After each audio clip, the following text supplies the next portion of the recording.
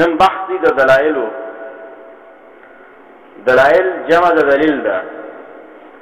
دلیل څه ته وایي؟ د دلیل دوه تعریفونه کیږي.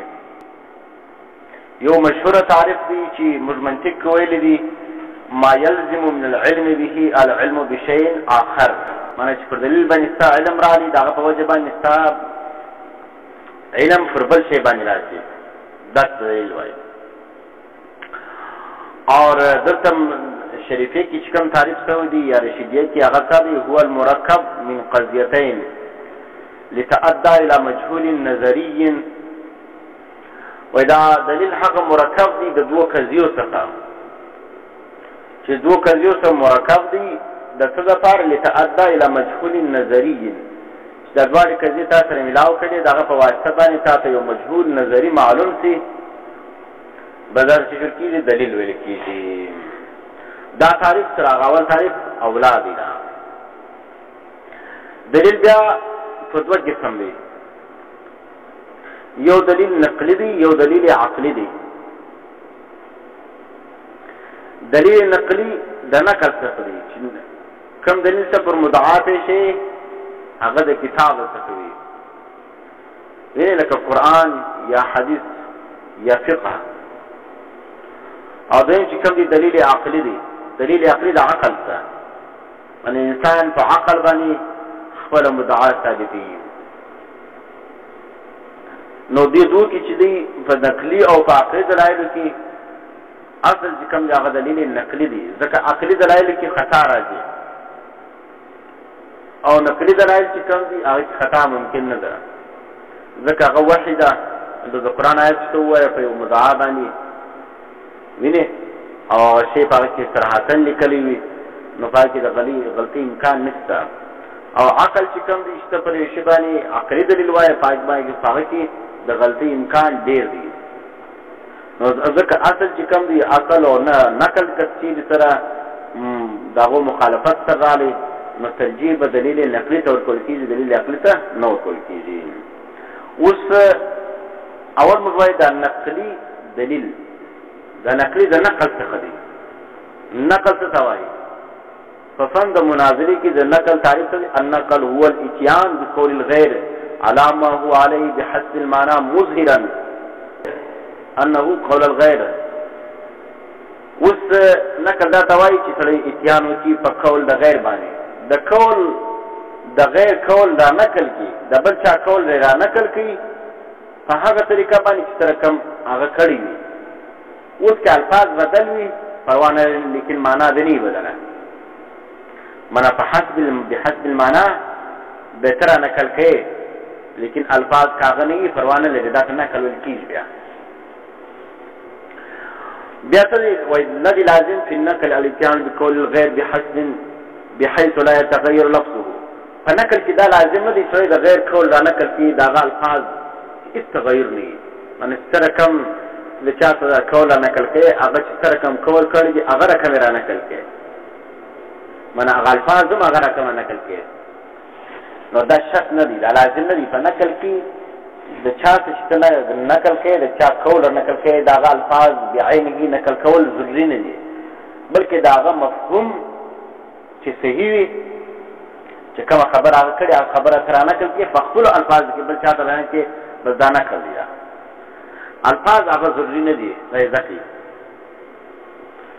وګوره بحيث لا يتغير لفظه بل انما يلزم الاتيان به على وجه لا يتغير معناه، بلکې په داسې طریقه به را نقل کوي چې معنا کې تغیر نه ورسېږي.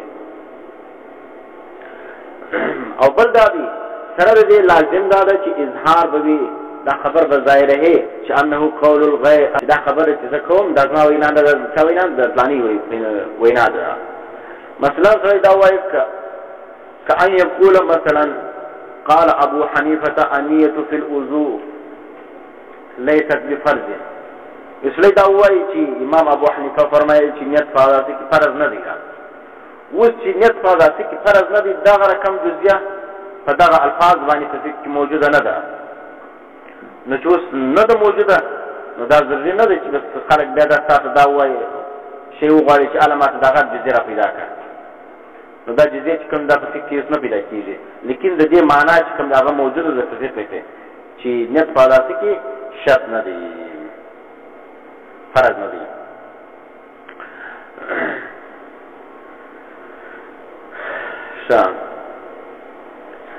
نو اوس دا الفاظ خو په فقه کې ثابت نه دي، لیکن معنا یې ثابته ده. اوس سائل د مدعي ته دا مطالبه نشي کولی چې دغه الفاظ ما په فقه کې راښکاره کړه. ها دا ورته وایي چې دغه مسأله په کوم کتاب کې لیکلې ده، نو مسأله ثابتېدی شي، لیکن دغه الفاظ ثابتول ضروري نه دي. اوس که چیرې مدعي د دې الفاظو مطالبه کوي، نو دی چونکې د فن د مناظرې څخه دی غورځي.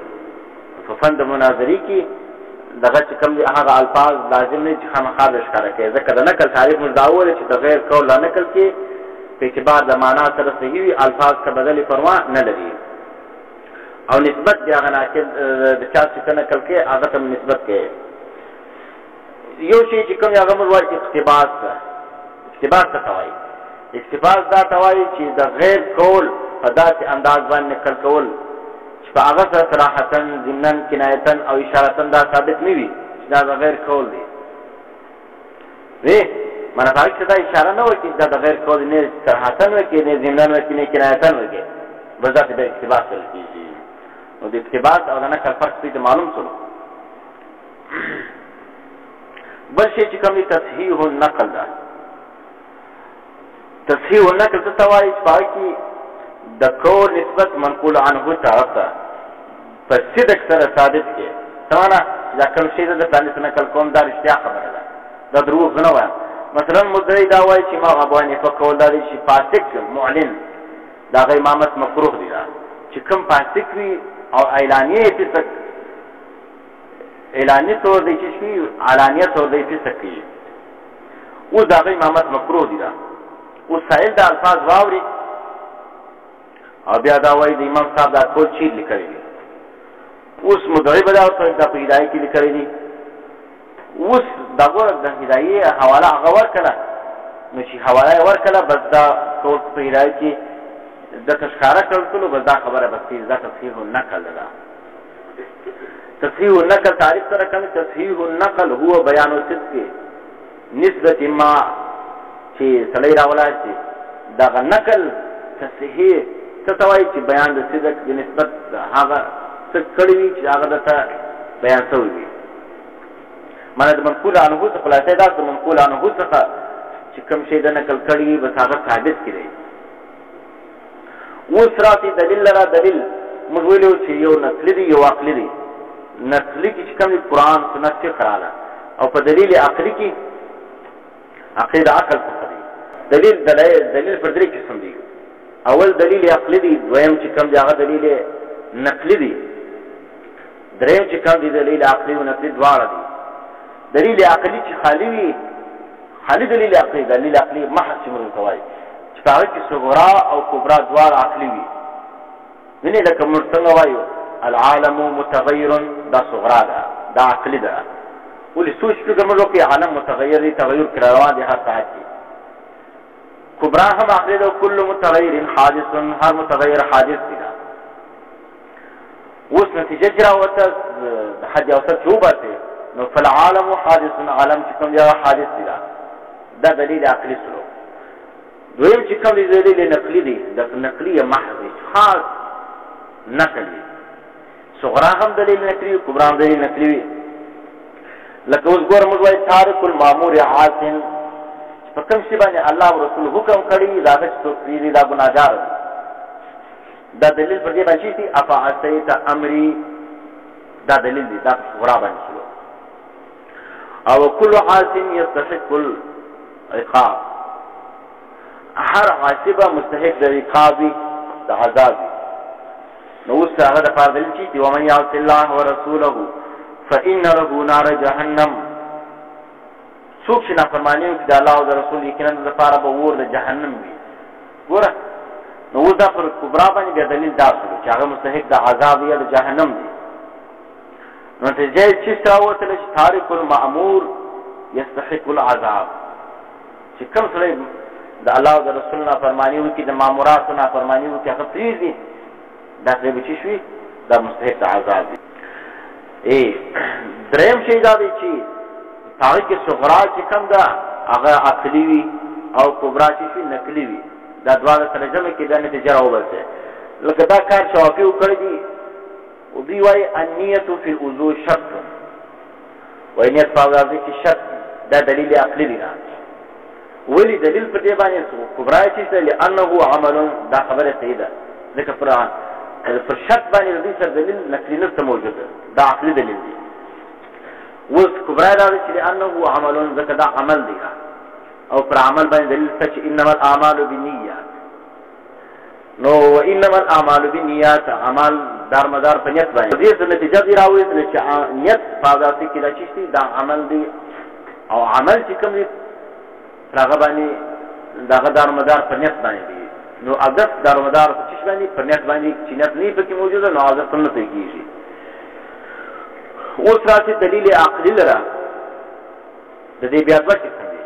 دا یو تقسیم ولود دلیل ده چې موږ دلیل پر درې قسم کې عقلی محض نقلی محض او دریم چې کوم دی دلیل وی عقلی هم وی او نقلی هم دواړه سره جمع کې.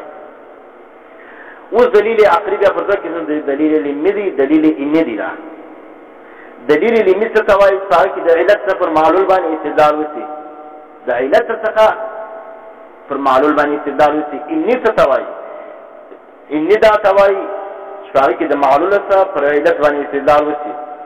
د اول مثال سره لکه هذا متعفن الاخلاق، هذا متعفن الاخلاق اخلاق وكل متعفن الاخلاق فهو محموم. هر متعفن الاخلاق دی دا محموم معنا دا بچی دې بتبوي ګرم بوي. نو اوس په دې کې دا دغه څه لري کې حجاست هذا چې شلو هذا محموم دا دې ثبت ده. د متعفن الاخلاق دا علت دی، دا دلیل دی پر دې باندې چې دې د بتبوي.